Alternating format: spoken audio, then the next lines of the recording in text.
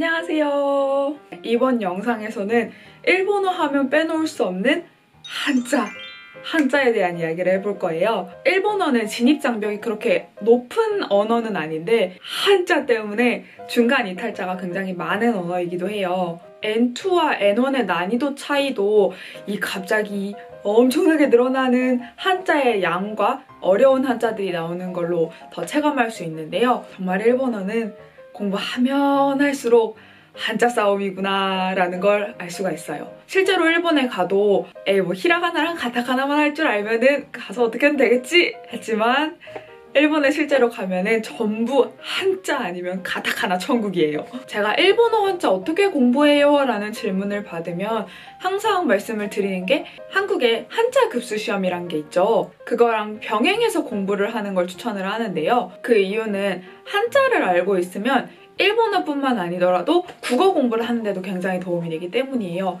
실제로 제가 중국어도 잠깐 했었는데 그 중국어를 할 때도 내가 이걸 어떻게 읽는지는 모르지만 한자를 알고 있기 때문에 뜻을 해석할 수 있는 문장들이 많았거든요. 한국도 한자권이지만 생각보다 한국에서 한자를 쓸 일은 많이 없죠. 그래서 한자를 공부하는 게 정말 생소하신 분들도 많을 거예요. 정말 나는 한자의 한도 모르고 그냥 이 일본어로 한자라는 걸 처음 접한다 하시는 분들은 아마 한자가 처음엔 그냥 그림처럼 보일 수도 있어요. 근데 그렇게 무작정 한자를 외우지 마시고 적어도 부수라는 거는 알고 들어가시는 게 좋아요. 이제 간단하게 설명을 하자면 부수라는 건 옥편이나 사전을 찾을 때 기본이 되는 그 모양을 얘기를 하는데요. 이것만 알아도 외우는데 엄청 편할 거예요, 진짜. 한번 예를 들어서 쉽게 설명을 해볼게요. 여기 물수라는 한자가 있어요. 이게 부수로 바뀌면 이제 땡땡땡이라고 하는 삼수변 이런 모양으로 변하게 되는데 그럼 이 물수변 요게 붙은 다른 한자들 한번 살펴볼게요. 바다해, 강강, 물하. 뭔가 공통점이 보이시지 않나요? 뭔가 다 물과 관련된 느낌이 있어요. 그쵸? 이런 식으로 부수만 알아도 그 한자를 봤을 때 이 한자는 뭔가 이런 뜻을 갖고 있을 것 같아. 뭔가 이런 느낌의 뜻이 있지 않을까? 하면서 유추가 가능해요. 근데 이것만 돼도 외우는데 엄청 차이가 난다는 거. 한자는 낱개로 따로따로 이 한자 이렇게 공부하는 것보다는 단어로 외우는 게 확실히 더 빨리 외워지긴 할 거예요. 근데 그럼에도 불구하고 정말 외워지지 않는 진짜 이 한자가 아무리 내가 계속 써봐도 맨날 헷갈려. 또는 이 한자가 자꾸 어딘가에 붙어서 접사 용도로 자꾸 사용이 되는 것 같아. 이 하나에 집중하고 싶은 한자들이 있잖아요. 그런 한자들 같은 경우에는 한자 노트에 정리를 해보는 거예요. 한자를 쓰고 그 밑에 이걸 한국어로 어떻게 읽는지 꼭 적어요. 일본어 공부하면서 한자 공부할 때 그냥 무작정 이거 이렇게 쓰고 이 단어 이렇게 읽는 거고 이렇게 외우시지 마시고 꼭 한국어로도 이 한자가 무슨 한자인지 알고 있는 게 좋아요. 그리고 훈독으로 쓰이는 단어 예시와 음독으로 쓰이는 단어 예시를 같이 적어요. 밑에 이 빈 부분에는 어떤 단어와 결합했을 때 항상 읽히는 방법과는 달리 예외적으로 읽히는 단어가 있을 경우 그런 걸 적는 용도로 사용하시면 됩니다.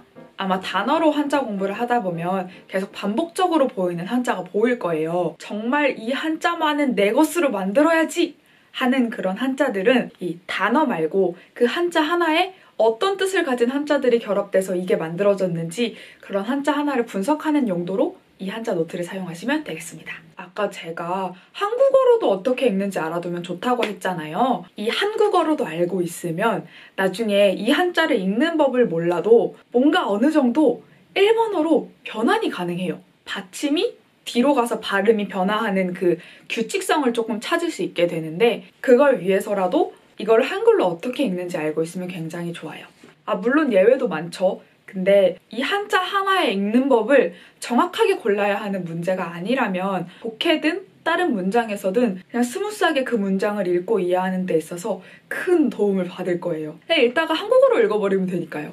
특히나 독해할 때 많이 도움이 될 거예요. 급수가 낮은 경우에는 당연히 그렇게 어려운 한자가 나오지는 않겠죠. 대신 그 한자의 정확한 모양을 묻는 문제들이 나오기 때문에 그 한자 하나의 정확한 모양을 기초를 탄탄히 다져놓는다는 느낌으로 외우시는 게 좋습니다. 비슷하게 생긴 한자들로 문제를 내기에는 아직 습득한 한자의 양이 적기 때문에 한자 기본 모양을 가지고 얘는 꼬리를 올린다든지 점을 하나 더 찍는다든지 이런 식으로 기본 모양에서 변형을 시킬 수가 있어요. 복잡한 한자도 잘 보면은 결국 블록 쌓는 것처럼 초반에 외웠던 그 쉬운 한자들이 여러 개 결합해 있는 형태라는 걸 알 수가 있어요. 그러니까 그런 쉬운 기본 한자들을 제대로 외워놓는 게 진짜 중요하겠죠. 급수가 올라가면 올라갈수록 한자를 모르면 정말 그 어떤 문제도 풀 수 없을 정도로 양이 이렇게 방대해져요, 진짜로. 이때는 한자의 기본 모양을 변형시키지는 않지만